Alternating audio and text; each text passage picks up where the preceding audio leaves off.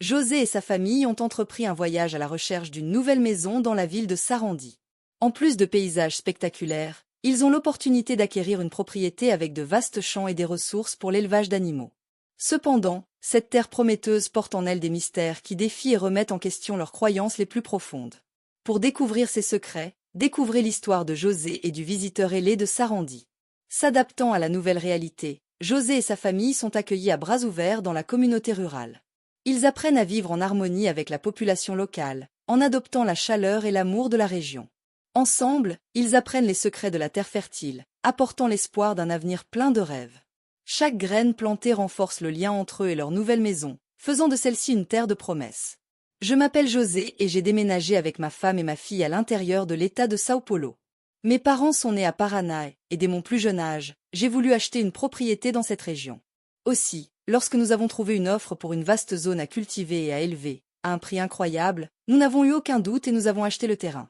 Notre voyage de déménagement s'est déroulé sans encombre, en admirant les fermes et les plantations le long du chemin.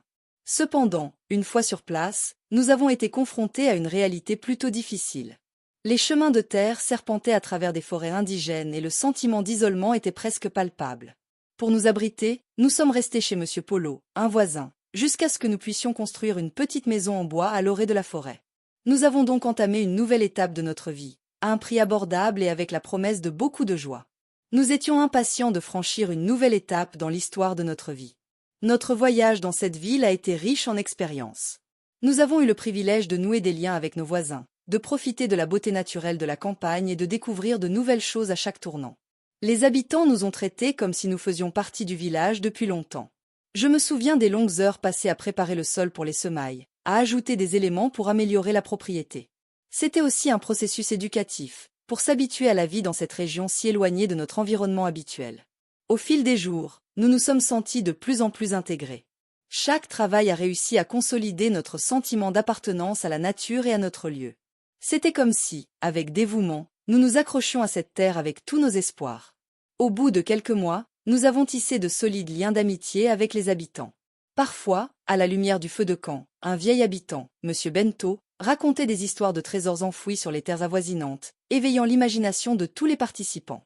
Et tout au long des réunions de la communauté, le sujet de conversation moqueur tournait autour du trésor maudit qui, disait-on, faisait partie de l'héritage des colons. Les anciens étaient sérieux lorsqu'ils mettaient en garde contre les dangers potentiels liés à ces objets, comme si une légende lugubre planait sur l'histoire. Pour ma part, je ne pouvais pas laisser passer cela. Bien sûr, la curiosité se mêlait à une grande peur, mais l'idée de trouver une telle richesse était séduisante, presque irrésistible.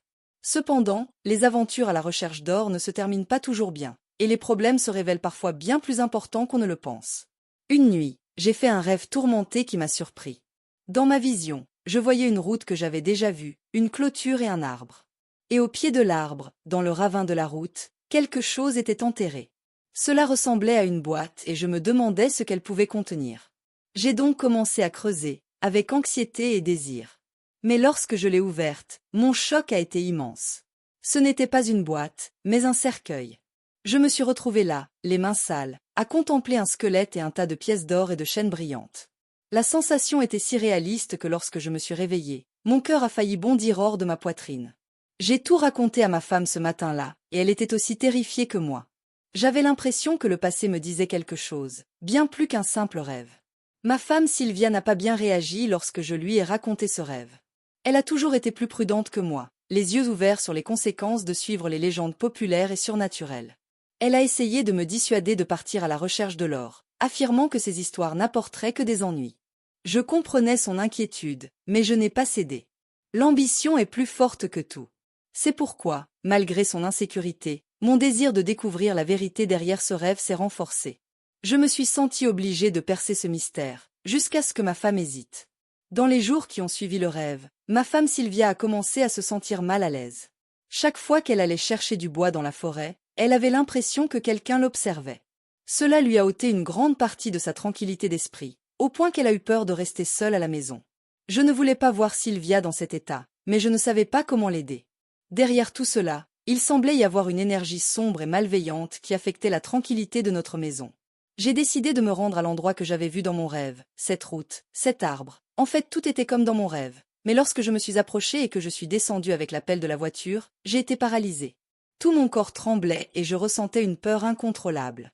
Je n'avais pas la force de creuser là où je voulais.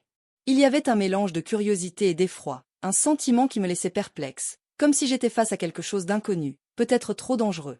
Je regrettais d'être allée chercher quelque chose qui me dépassait et je suis rentrée chez moi, ébranlée par cette expérience. Je n'avais pas réalisé, cependant, que quelque chose de maléfique m'accompagnerait, bon sang ne saurait mentir.